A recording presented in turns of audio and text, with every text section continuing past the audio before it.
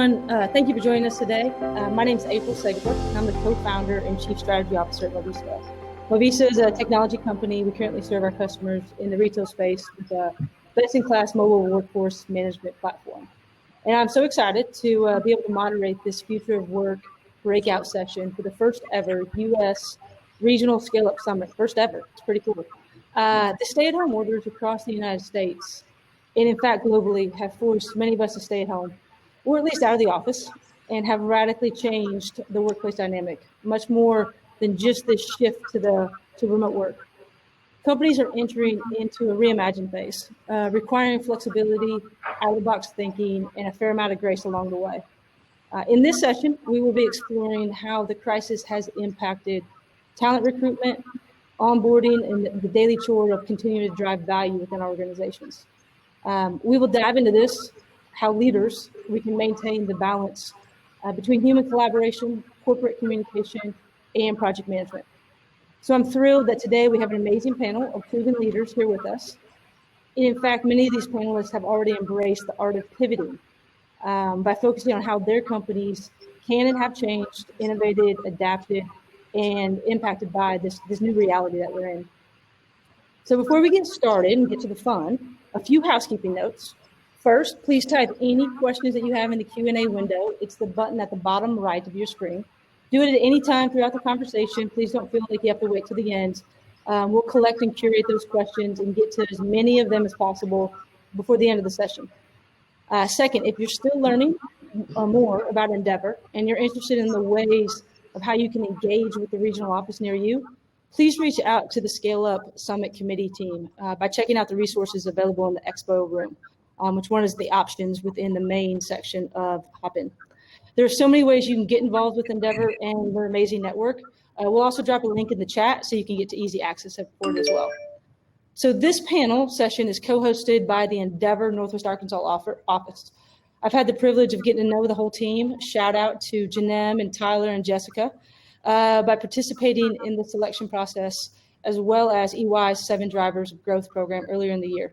It's brought our team a lot of value, both with having the access to the Endeavor network, as well as having the team's critical minds engaged on our business. So I personally want to just encourage the companies who are joining today and are interested in scaling to reach out to an office near you. All right, so I have said the required words, which allows me to host this session today. So let's get to the really fun part. Let's first kick off by introducing our guest speakers. And as a reminder, you can get their full bio for each and every one of the participants, along with our 3 panelists today in the Endeavor Scale Up Summit site. We'll put a link to that in the chat as well, so you have easy access. First, we have Andres Moreno. He's joining us today as chairman and CEO of Open Education. Andres oversees the company's holdings, including Open English, the #1 online language platform in Latin America, as well as Next2, which is the fastest growing online technology skills learning platform in the same region. Open Education has over 1 million, Andres, we were talking earlier, 1 million students since founding, in raising over $140 million in venture capital to drive the company's expansion. Andres is a multifaceted entrepreneur involved in myriad projects of regional impact. He's a founding partner of Escala Ventures and is also a founding board member and co-chair of the Endeavor Miami office. So thanks, Andres, for being with us today. Thanks, April. Please also welcome Ashley Hubka. Ashley currently leads corporate strategy, corporate development, and strategic partnerships for Walmart. Yes, Ashley is a busy lady. While at Cimpress, she held positions of increased responsibility. Just to name a couple of them, the Vice President of Corporate Strategy, Senior Vice President of Portfolio Management, and Post-Merger Integrations, as well as Chief Strategy Officer. Before that, Ashley spent more than 10 years with Oliver Wyman, a consulting arm of Marsh & McLennan, ultimately as a partner in the consumer and industrial transformation areas. She brings global experience, broad global experience, including P&L leadership, digital business transformation, brand portfolio management, as well as deep M&A experience. And I've also been fortunate to have gotten to know Ashley as she serves as a founding board member of Endeavor Northwest Arkansas. So Ashley, thanks for being with us here today. Last, but certainly not least, Scott Stenclik is here with us. Scott is the president and CEO of Aleron Group. an agile leader in the delivery of workforce solutions in business process outsourcing. Since joining Aleron in 1986, you sure have made a career of it, Scott. Scott's pragmatic leadership has helped Aleron to grow into one of the region's largest and highest performing recruitment solution providers. And the industry has consistently taken notice. A lot of awards that Scott and his team has piled up. 3 times been named the Staffing Industry Analyst Staffing 100, which recognizes the top 100 staffing influencers in the U.S. He's also, thank you, Scott, a founding board member of Endeavor Western New York. So those are our panelists. Very excited and honored to have all 3 of you here with us. Let's kick this off. And panelists, even though I'm going to direct questions to each of you specifically, please, you're welcome to comment freely if you have some other thoughts to throw into the mix. So please do. First question is for you, Andres. One of the fundamental things that we should be studying more deeply, at least in our opinions, is the need for human connection during this time of remote work. So what are your thoughts on how we bring in new employees and new hires into a company with a now conceivably almost exclusive remote culture? Yeah, thanks, April. You know, when the pandemic started, we started thinking about how to replicate the types of spaces that we had created for our employees and team members to come together online. So we hosted, for example, and we still do, virtual happy hours, every month for our employees. And you see everybody, dressed up at home and, having their beer and all these things. It was kind of fun. And we host these like virtual games, virtual game nights with teams that have been actually a lot of fun. And they work surprisingly well over Zoom, to my surprise. But we realized that, at the end, there is always something lost, the truth be told. I mean, there's nothing replaces just, being together, being in person, and having some of that time that's not scheduled to just sort of have the types of conversations that create a lot of value that are not sort of on your calendar necessarily. And so we've been thinking about how to repurpose our spaces. We have 16 leases across the region. And, we've actually been giving many of them back, but some of these leases we're going to reconvert into flexible spaces. And let me describe sort of, for example, for our call center in Bogota, we have about 500 people there. Let me just describe what we're thinking of doing with that space, and that'll give you a sense for how we think we can sort of start to answer your question, how you think you can sort of onboard people and have them be part of your culture. This was a space, by the way, it's like 5-story building, about 100 people per story. They're all in cubicles, and they were going there every day for 10 hours, 8 hours, whatever. And they were working as call center agents or enrollment advisors, service people, that sort of thing. And so now we're actually leaving. We're thinking of leaving maybe 1 floor so that people come and work 1 day a week. And that way they're engaged in the type of culture that we have put in place, right? So it's just reminding people of that, reminding your brain of how we like working and what are the processes and what's the motivation that goes into that. 1 floor, we're thinking it'll just be training and onboarding. So this is for people that are coming in for the first time, and it's repurposing the space to have a lot of time with them in special spaces to do that.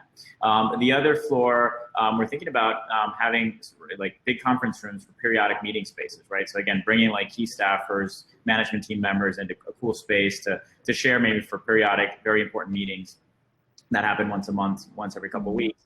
And then also sales, right? Because sales are still very much done in person, especially for corporate type deals. And so we're creating spaces for that. So those are the types of things that ultimately we think that we have to do offline, or that we could do offline.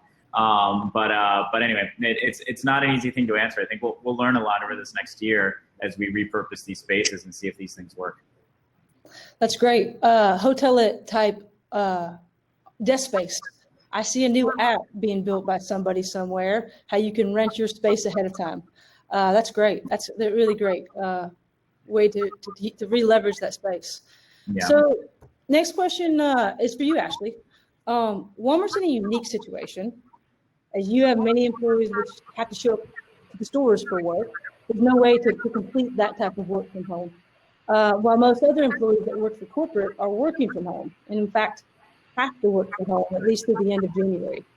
How do you balance the 2 different types of workers under one organization? Yeah, and that, I wouldn't say we were late to go to work from home. We certainly were not. When you think about Arkansas, we were, among the biggest, earliest companies to go, and I think helped set an example and a tone. But when you think about, compared to like the West Coast, right, which both saw the pandemic earlier, but a lot of tech companies moved earlier. One of the reasons we deliberated for quite a while was exactly that. We have about 1.6 million associates in the United States. And most of those are in our stores. They're in our DCs, they're in our FCs. And these were folks who were and continue to make sure that the supply chain works. And there is, especially food and consumables in the stores, in our 5,000 stores around the country. And so it took us, that was a very important consideration for us in saying, well, what do we do with our corporate workforce? And at the end of the day, I think where we got to is that the approaches needed to be tailored by different parts of our workforce. So obviously our store employees, our FC, our DC employees had to be in those facilities. The reality is that our corporate offices never closed, and we still have and have throughout this period, about 10% of our corporate workers going to the office. And that's folks that might be doing claims management or need to go in and receive mail or deal with certain functions that actually require a physical presence. I think that the most important thing to us has been, how do we have the best possible health advice, guidance, and the best possible PPE, personal protective equipment. And that has evolved for us as it's evolved for the country, right? As we all learned more about, okay, masks matter, or what level of distance matters. As we and other retailers were able to procure things like one-way signage, plastic shields in pharmacies, at cashiers. And so as we got better information, as we were able to bring that equipment into our facilities, we did as much of that as we could and that we think is appropriate for our associates. We also relaxed our attendance policies. So for folks who had to be in these facilities on the front lines, we used to have an attendance policy that was more strict about, if you missed a certain number of shifts, you called off, you didn't come in at the appropriate time. That had a much more, it was a shorter leash in terms of the impact that could have on your employment. And we waived a lot of that for a period of time because we recognized people had legitimate questions about family or friends or their own health. And then we also had a very, I'd say, generous and consistent medical leave policy for anybody who had been in contact, needed to be quarantined, and that there was paid time off. So I think ultimately we just had to recognize, different jobs have different structures. And maybe just to connect it back to something Andre said is, our tech org out in California, they're a little bit more in that tech space, and they're saying, hey, we don't ever think we're going back to the office in the same way. But they'll think about using the space in a couple of ways. One, how do we use it for beginning of sprint planning and end of sprint retrospectives? So maybe every team or relevant set of teams is going to be in that office twice in 2 weeks to start and end a sprint. And how do we use that space quarterly for things that are culture building, connectivity, and that sort of, fiber between colleagues and the company. So that's sort of where I would leave it at this point, but I'm sure we'll come back to the topic. Yeah, no, it's very interesting how you were able to, as one of the leading, if not the leading employer in the country, were able to have flexibility in different roles and apply that flexibility in different ways. Great leadership. So, and I can say as being a Bentonville-based company, our headquarters, along with many other people, followed the lead, as you said, Ashley, of yourself and the things you put in place. So thank you for that. Scott, you're up next. How is software transforming our ability to maintain flexibility? And how does that, in your perspective, impact productivity? So without software and technology in general, most of what we've been able to accomplish in terms of working remotely wouldn't have happened. I don't think very much of what is going on in today's economy working remotely is achievable without software and other technology tools. Mm-hmm. We're a little bit of a unique company too, and I want to make sure people understand that. First off, we're in the people business. Mm-hmm. Human capital is our resource. That's what we provide to companies in various ways. And over 90% of our workforce has traditionally, and by traditionally I mean for decades, has worked in workplaces that we neither control nor do we have access to. So the notion of maintaining connectivity with our associates is not something that's new to us. This is something that we've been working with and striving to achieve since our inception because of the nature of what we do. So the other thing I wanted to say is that as an organization and as a country and as a society, we are going to survive this. I firmly believe that emphatically. And I think people need to gain a certain perspective on this. One need to go back very far to just 1918 when the Spanish flu pandemic hit this country. Now, granted, it was in the industrial age, not the digital age, that this happened, but we did survive as a country. But the fact is, it was at a much higher cost of productivity and a much greater loss of innocent lives that happened in 1918. Technology is helping us to contain some of those potential damages in terms of loss of productivity and loss of life. Our company uses a number of tools to enable remote working. Without these tools, we wouldn't be successful in doing that. There are a variety of them that we use, but I'm going to share 4 of them today. Many of them are probably very familiar to our audience. We use Microsoft Teams and Office 365. Without these tools, collaboration would not be possible. At a minimum, it would be severely compromised. Our chosen platform to provide remote desktops to our workers is VMware. We've used Cisco Jabber as a soft phone product that allows us to do international calling remotely. And last, we use Duo, which is a 2-factor identification tool, which allows us to protect data and also protect and defend against cyber threats. So in short, the tools that I mentioned, they impact productivity by perpetuating it more than anything else. You did talk a little bit about productivity, and one thing I'll share that's interesting is that our productivity in the United States remained pretty constant. It was sustained. And we're very grateful to our associates to be able to achieve that. But what's really fascinating is what happened in India, which is our second largest geography. We have hundreds of employees in India, and the infrastructure, which held up incredibly well during this time, knock on wood. I think I'm finding somewhere for you, Scott, to knock as well. Anything? It's holding up very well, but we were really concerned about driving our workforce remote in India.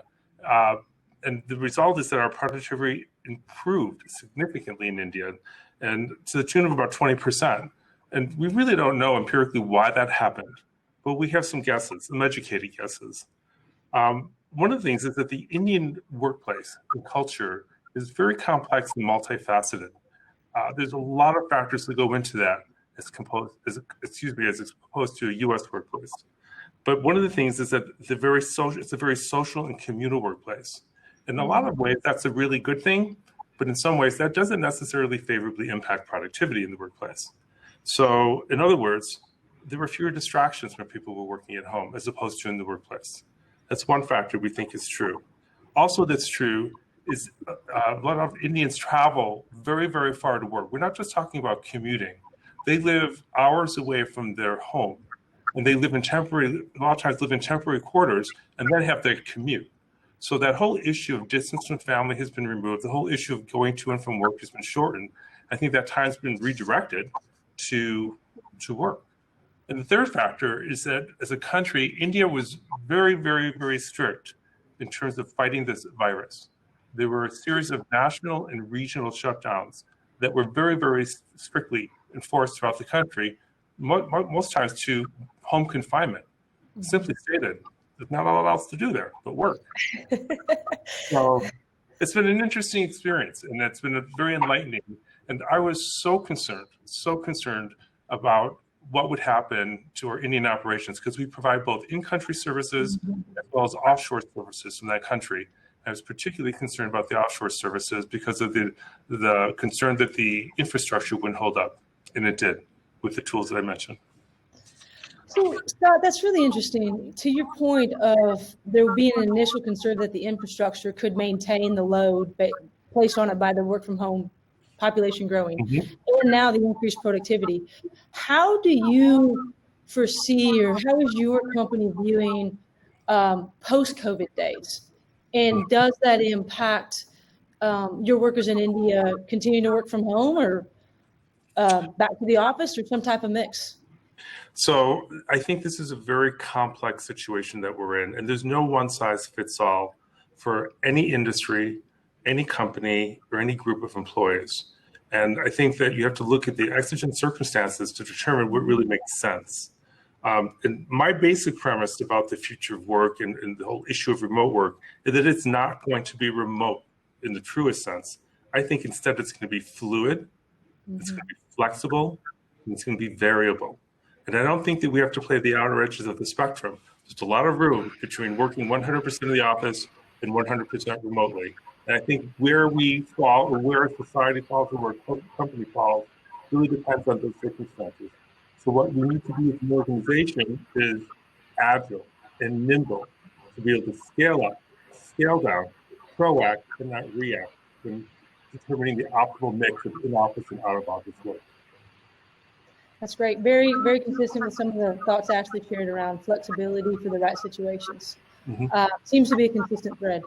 So I'm curious, Andres, Ashley, any interesting technologies that have emerged within your teams or within your companies, and or interesting applications of existing technology to keep productivity and or connectivity at a high? I don't think that I'd say for us, I don't think we've used that many new technologies. And I think it's also people's experiences have really varied. So I would say that probably 75% of my meetings before COVID involved Zoom. Didn't mean that everybody was on Zoom, but probably somebody in that meeting was on Zoom. And so I think for some of us, Zoom was more a part of your daily habit than others, where this was a new virtual world. I do think we've heard positively that Zoom, when everybody's remote, good evidence that that levels the playing field. So you suddenly have everybody is remote, everybody has an equal say in the discussion, which is different than maybe a historical meeting where, hey, 8 out of 10 people were in the Walmart home office and 2 were somehow remote, and it's harder for them to participate or find the right moment to jump in, et cetera. So I think there's been a leveling because of the use of Zoom. I think we haven't used a lot of new technologies. I mean, it's been Zoom, it's been Slack, depending on who else you're working with. You know, maybe it's Microsoft Teams, maybe it's Google, Hangouts, the occasional Cisco WebEx, the occasional Blue Jeans, but, primarily this video conferencing software, a lot of Slack, a lot of, I think that I do text and talk on the phone a lot more often to colleagues than I would have in the past. And we did experiment with the one thing that I feel like is just hard is like blue sky whiteboard strategy work, which is a chunk of what my team does. That's actually a lot harder remote than maybe the more routine or process oriented things that would fall within our teams. So we've experimented with a couple of technologies to try and say, can you virtually whiteboard? I would say we haven't found one yet that we really feel like it works. And to me, that is still a question in my mind is there a technology that can help with that challenge? Well, I have a product manager that would respond Fortnite is a new must-have technology in forms of connectivity and just team morale. He's got a lot of after-hours team games going on. So, Andres, anything from you? I'll tell you one technology we're not using is air travel. That's just been a welcome change. I mean, I used to be on a plane 20 days a month, and now we're able to do all this virtually. But we can talk more about that moving forward. But I guess nothing more to add than what was said. Actually, similar to Ashley, we've been not really using new technology, but rather repurposing what we have and using more of it, and trying to get our processes to fit within the technologies that we had. And that's been more the effort. One thing I'll comment on, since we have sort of a unique point of view, is just what's happened with online education as it relates also to not just to consumers, but to corporate learning. And our business was doing very well, but it doubled since March, and it's been just unbelievable what's happened. I mean, we're across the board enrolling for our adult business, so online education for adults for English, upskilling, that is double the volume, and it's maintained, interestingly, through the months since it started. And for our junior products, so kids 8 to 14, we're seeing 3-4x the volume that we saw before. As parents at home, many of them that are trying to get work done are having their kids stay productive while, for example, learning English. And I think one of the main challenges, I think overall the experience for our employees has been positive working from home, but for the ones that have kids at home and I think are feeling some of that pressure, especially if they live in small spaces. Many of our employees are down in Latin America. Like Scott said, they have been forced to be at home for 5-6 months. And I mean at home, they're not allowed to leave. They have to actually get a police permit to go to the grocery store. If you go to the grocery store and you don't have your permit that's issued online, you can get a $500, $1,000 fine. You can't even, you have to walk your dog around your block. So it's really, really restrictive. And so if you live in a small apartment with 2-3 kids in those conditions, you're obviously looking for things for them to do. So that is, I think, created a boom for sort of online junior educational offerings. And then on the corporate learning side, the story that we were telling corporations for a long time about the benefits of learning online for their employees, obviously the case was sort of made for us with all of this. So that's accelerated the adoption curve by, 10, 20 years in terms of, companies being much more open to what we do, which is live instruction-based education. So I'll add that to the conversation since it's what we do. Yeah, and you make a great point in the beginning. Activities we no longer do may drive productivity just as well as the things we've added to the mix. I know lack of travel. So Ashley, let's switch gears for a little bit and let's talk about the social side of this. A lot of the activities that we perceive to be the most productive from a societal standpoint are dependent on other activities. Is the value we ascribe to all types of work right, or do we have to reevaluate that? And more specifically, if you could talk to us about your perception of social connectivity, and can we leverage that same closeness and the intimacy of Zoom to build human capital? And where, again, gaps, the positives and the negatives. Yeah. So a couple thoughts. I think that what's been interesting, I had somebody leave my team recently and join another company. And I feel like when somebody leaves is when you have the greatest appreciation for the depth and breadth of what they do. Because suddenly you have to do it, right? Like you have to do it in this interim period until you can find and hire a new person. And so I feel like that's sort of emblematic of this period as well, because I think a lot of us have seen the full value of some jobs around us that we hadn't acknowledged previously. So, maybe first on that list, teachers, coaches, all the folks who either care for or teach, America's children in some way.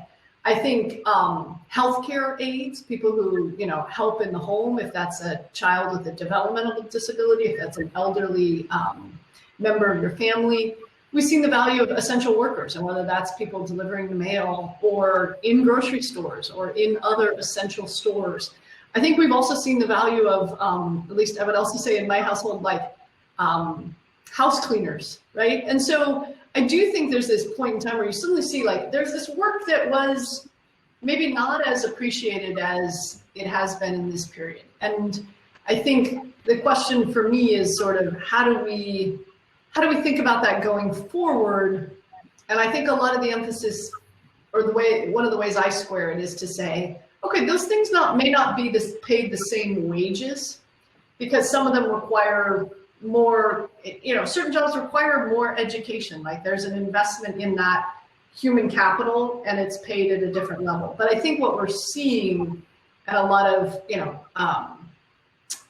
the bonuses that Walmart has paid or what other companies have done of paying enhanced wages during this period is really that there should be some kind of basic equality around protections as it comes to health, as it comes to kind of the human person, right? I think that's maybe one of the places where we say, how do we think about value in ways that honor, every single individual employee person in some very basic ways. And then, the wages for the work you do may vary, but there's a floor, there's a consistency around certain things. So that's one way I've been thinking about the value of different types of work. I will say I'm a little bit of maybe a little bit of the contrarian on Zoom. I think there's things you can do. Like my team has played charades and we're planning a Halloween party on Zoom. But I personally think it's a poor substitute. And, I think one of the people I've seen out there is Reed Hastings at Netflix. He's like on the other end of the spectrum. Like as soon as we can go back in, we're going back in.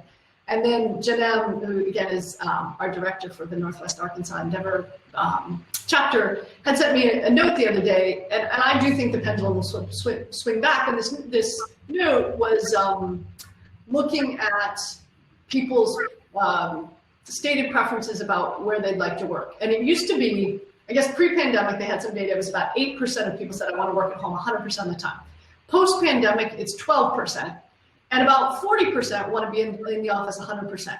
So I think this pendulum like went from everything has to be face-to-face or you've got to get on a plane to now we have this early surge, I think, of people saying, wow, we can do everything virtually. And personally, I think it's going to come back. And I think you're going to see this broad middle of 50% of the population who says, look, I want to be in the office 2, 3, 4 days a week. And I want, some number of days at home. And that gives me flexibility about personal responsibility, about commute, productivity, avoiding rush hour. But it also gives me that balance of being able to have these water cooler, free-form conversations with colleagues, of being able to do the whiteboarding and the hard strategic thinking in person, and then maybe the individual execution on more productive at home. So for me, it's sort of, I do think it will be better when we can get back to some of those things, and how do we take the best of both as opposed to having to be at either end of that pendulum. That's great. I'm telling you, there is going to be someone that comes out with an app to rent and grab your desk space on what days of the week, because we're going to have to coordinate all that when it's the hotel type of environment. So, by the way, and just to add to what Ashley said, we're really debating this with education. So, it used to be that for example, for English learning in LATAM, everybody would go to a physical school. We would go to Berlitz, we would go to Wall Street.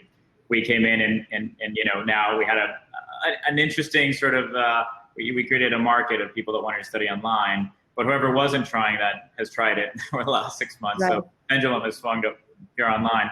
But we actually were in the process of rolling out virtual learning centers, physical learning centers throughout the region to create blended learning environments. Because before the pandemic, we knew that a sizable portion of the market wanted to go to a physical place to learn. And they were intimidated by learning online. They wanted the community building aspect of learning in a physical space. And now everything's online, but the big question we're debating is when is, I think Ashley's prediction is right. It's sort of midterm. The question is that 6 months, 12 months, 18 months? Like when is that pendulum going to swing back, where we can actually have people going back to a blended learning environment? And the same thing, I think, with offices, where people are going to say, okay, well, I actually want to spend part of my time in an office and I want to spend part of my time working or learning from home. I think a lot of that's going to depend on what industry leaders do. For example, Jamie Dimon at JP Morgan Chase, he put a stake in the ground. He said, come back to work by the 21st of September. I think that a lot of people are going to follow his lead in the financial services industry. But I think the thing to focus on is that it's about communication. And in-person interaction is a form of 3D communication. You see someone, you hear them, you read the nuance of their body language. That does not translate well on Zoom. We're responsible and expected to be subject matter experts in evaluating individuals to work for other companies. So there's a lot that goes into that, and you can't possibly achieve what we achieve in an in-person meeting over the phone or in a Zoom conference call. You just can't do it. We definitely see a degradation of the depth of research and understanding we have of a person's qualifications absent a personal interview. So it really kind of is industry specific, and how much of an individual contributor one is as well. That's a great point, Scott, and actually a great segue to something that Andres, I'd like you to speak a little more about, because there's traditionally key roles or positions that you just would think previously you could never make that work in a remote environment. And in fact, given the macro situation, Andres, you've had to do that at Open Education. I'd love to hear a little bit about how you guys were able to do that on a large scale, and some key learnings from it, and maybe even some positives. Yeah, sure. Well, I'll focus on the positives, and there are. But by the way, and I will say, we don't have positions like Ashley was mentioning, people that have to go to a physical store, for example, to open the store and service groceries. So but having said that, we did have positions that if you would have asked me 6 months ago, 9 months ago, I would have said, there's no way that this is going to ever work without going to a physical location. I'll give you the example of our sales center. So we generate about 150,000 leads a month across all these countries, and all these leads are piped to call centers in the region. And these call centers have a culture these enrollment advisors they have a whole culture that goes into actually closing a sale, right? And actually when you close an enrollment, there's a gong and, there's music and there's all these things that happen that are very much of the physical world. And that, the advisor is proud to sort of make a sale in front of the team. And, there's all these like stand-up meetings every hour to motivate people. And you walk in there and it's like a high energy nightclub when you're inside of one of these things. And it's amazing. But so you would have asked me, can that be replicated, right, with tools at home? And I would have said, no way, that's never going to work. And actually, but when COVID, we realized it was coming, we had to race to equip these people, and all of them, we had like 1,000 team members that needed to work now from home. And we were very concerned about their safety because working in cubicles so close together, it was just bound to happen that if one of them, got COVID, it would be a big deal, big risk for all of them. So we moved as quick as we could. We actually bought 1,000 work from home stations, computers, desks, chairs, routers. A lot of them didn't have internet at home because of the profile of folks that we hired. So it was just a sort of a big effort in a lot of these markets to, in 2 weeks, get everybody conditioned and working from home. And then it happened, by the way, the first 2 weeks, the conversion rate went down substantially. And we said, and the volume of leads was going up and our conversion rate was going down. But in a couple of weeks, it sort of straightened out. And we've been now getting actually 20-30% better performance of the call center working from home. So that's been very interesting, aside from volume, just actual improvement to conversion rate. And so we started wondering, sort of your question, like, why is that happening? And it turns out that, first of all, we're getting folks they're happier, I think, is one big important reason. I mean, a lot of them were commuting an hour or two or more through buses and subways and different means to get to a call center. They would have to get up at 5 a.m. to make an early shift or have to go home, and we would shuttle them in buses at midnight to get home really late. So they're just happier to not have to do that. They're spending more hours at home, which means they actually are logging in more hours of work at the call center. So they have more time to work their leads and to actually do the work that they'd like to do instead of spending that time commuting. And they're saving money as well, not having to do all that commute and all the rest. They're happier spending time with their families, and so I think a lot of us can relate to that. So there's all these sort of benefits that we've seen, and I think if we opened up the call center right now, we said everybody, whoever wants to work from the call center can do that, or whoever wants to work from home. I think that less than 20% of our team members would actually choose to actually come back. I think a lot of them have now sort of adapted. The other thing is they felt very entrusted by getting this expensive sort of work from home center basically that we sent to them, and they actually valued that quite a bit. So there's all these sort of interesting things that happen culture-wise that were empowering. And then for our sort of on the other end of the spectrum with our sort of C-level staff, I think the one positive has been freedom. Our COO, who I work with super closely, and she's amazing. She was came from, she was managing sort of marketing for Telemundo, before that for Sony. She has a big corporate career, and came to be our CMO, COO. And, she was one of these people that would be the first one in the office and the last one out of the office, and everybody was in the office working with her. And that was sort of the culture. And then when this happened, all of a sudden she realized she was at home. She rented an Airstream. And she put a satellite thing on top, and she's been, she went for a 2-month trip around the U.S. with her 2 11-year-old twins and her husband, and she was like from her Airstream in the camp, so like logging into 10 hours of calls while her husband was driving the Airstream around the country. So even somebody who was coming from a totally opposite sort of corporate culture, she embraced it and found freedom in that. And I think that ultimately has translated to greater happiness and retention and all these different things. So I know there's been obviously a lot of negatives that we can talk about, and it's a incredibly unfortunate situation in so many ways. But these are, at least you asked me about the positives. These have been some of the positives that we've seen, being reported from our staff at different levels. That's really great. And once you have the 1,000 routers installed, stay at home. Why go back? So that's great. And to your point of the positives related to the new balance we have, work-life balance as they've always called it, but the new balance and the appreciation for the off time and leading to wellness, overall wellness. And hopefully that's something that we can maintain going forward. So that's a nice shift to Scott. I'd actually like to ask you the last question before we switch to any Q&A we have and a little rapid fire session I have as a surprise for our 3 panelists. But the last question of, talk to us a little bit about what it means to be a place where people want to work in 2021, but more so and beyond 2020, beyond 2020. And Sure. how has this pandemic shaped, our view of opportunity versus personal fulfillment? Sure. So a lot of times the term that's used to describe what you're referring to as being a quote unquote employer of choice. Mm-hmm. I never quite understood what that really meant, because in any employer-employee relationship or any other type of a work relationship, there's 2 people that are choosing. So who's choosing whom? So I think the better way of looking at it is really, what would be the attributes of a desirable workplace in 2020 and beyond?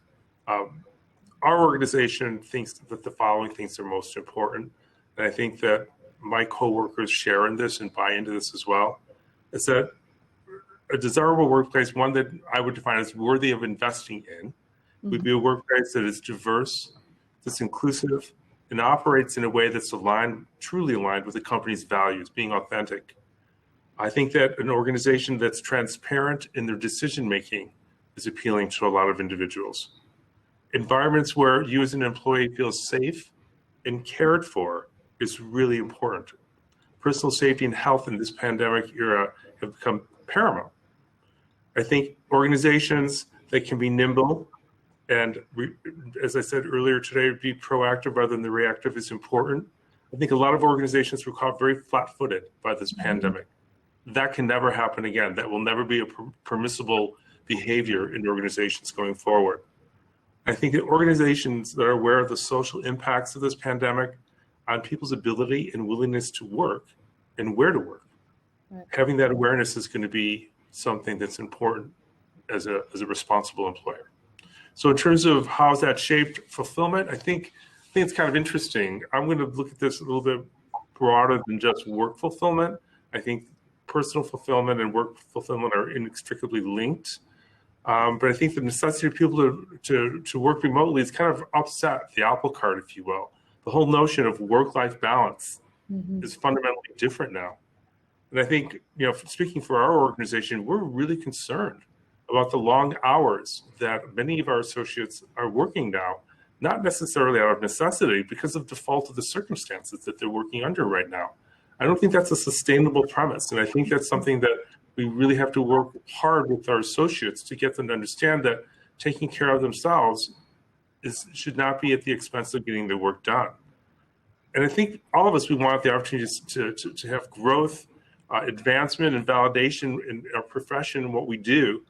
But I think people are truly weary from this pandemic. They're tired. And it's understandable what they are. And I think what many people find personally fulfilling today is a lot more simple. I think it's a lot more basic, and it's a lot less defined by work, actually, because of the threats, the societal threats that we've experienced under this era. That's great stuff. It's a lot to carry taking on into a new year coming up on us. So from one question from the audience, and I'll just throw this out to any of the 3 that want to chime in, just around how secure will the jobs be, the long working days and the working weeks, similar, Scott, to what you just mentioned, but also what sort of skills are most critical as we navigate out of this pandemic and into 2021 and beyond from an employee standpoint? I think it puts a premium on communication, right? Even more so than in the past. Like, do you have presence? Are you compelling on the phone? Are you compelling in writing? Are you present and paying attention? And, not everybody can all the time, but like, do you have your camera on? Can you be seen and viewed? And I think that's an interesting one because it also, presents sometimes, questions around equity. Right? You hear this around people who left universities and some went home to a place where they had, plenty of money, plenty of food, plenty of internet connectivity, and other students who didn't. And what does it mean for everybody to have the camera on and see where people work? So I think there's an equity issue there. But in general, I think the general skill of communication will be even more important no matter what domain you're in or what your function is within a company. I also think adaptability is important. I think that aside from requisite job skills, some of the behavioral skills, I think being adaptable is going to be increasingly important. It's been very interesting for me in going into this crisis. Some of the people that I work closely with or associate with, I thought they would be stoic, they would be rock solid, they would roll with this really well, and they didn't. Yeah. And some people that I was really concerned about really being able to stand up to this challenge, I had profound questions about, astounded me because of the resilience. And I think it taught me that adaptability to crisis and being able to, an overused term in this ecosystem, to pivot, if you will, in terms of how you behave in the workplace, I think it's can be a really valuable skill. Yeah, I totally agree with Scott and Ashley on the soft skills. On some of the hard skills, one thing we're seeing with NextU, so NextU is an online university that is part of Open Education. We have 30 career paths there in things like digital marketing, web development, app development, entrepreneurship, digital entrepreneurship. So, and we've seen a boom in that too. And it's many folks that have either unfortunately lost their jobs because they had jobs in the physical space, so hospitality, for example, in Latin America, and they're realizing, gosh, I could take a 3-month program and become a digital marketer, or learn how to program landing pages, and I can actually go on some of these remote work platforms and get a job in dollars that somebody is paying me to design the landing page or whatever. So they're finding new ways to generate income, and these skills are actually very, very valuable. So that's been interesting to see across the board. And so anyway, I want to bring that perspective too. So I think a lot of the sort of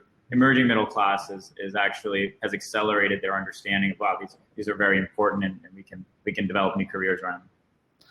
That's all great stuff, really great stuff. So we're basically out of time, but I have a quick wrap up of a rapid fire Q&A session. We're going to do it round robin with each of you.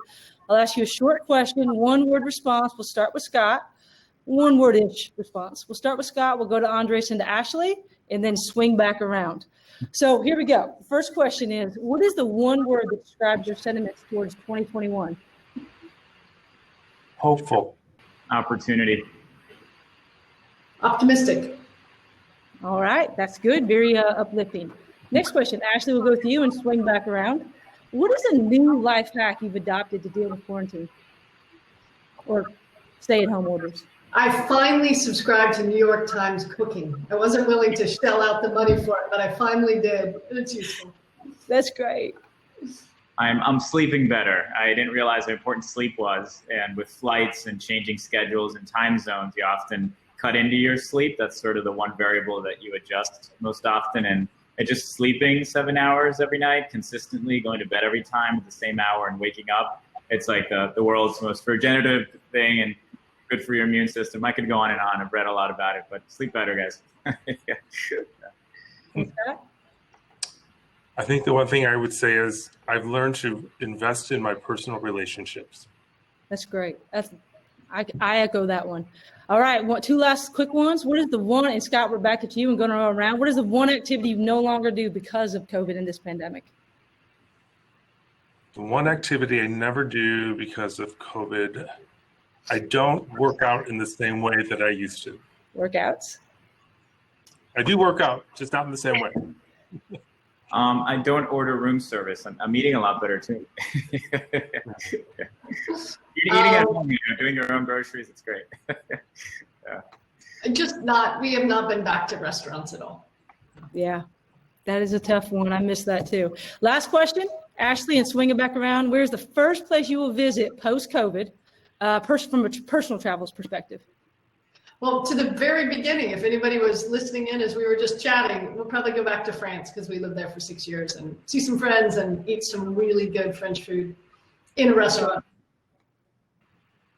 So I got ahead of it. I don't know if it counts or not, but we spent some time in Aspen, so we're sort of balancing between Miami and Colorado. It's been a nice change of weather, and being able to be outside and do a lot of hikes and biking and all that has been great. Scott, last of the session. India, out of both need and desire, not necessarily in that order. That's awesome. Well, thank you all for being with us today, and thank you, the panelists, for working through this with us and sharing your insights. We really appreciate it. Special thanks to the Northwest Arkansas Endeavor team for organizing all this. And thank you, guys. Appreciate it. Have a good day and good rest of 2020. Thank you, April, Thank you. for moderating.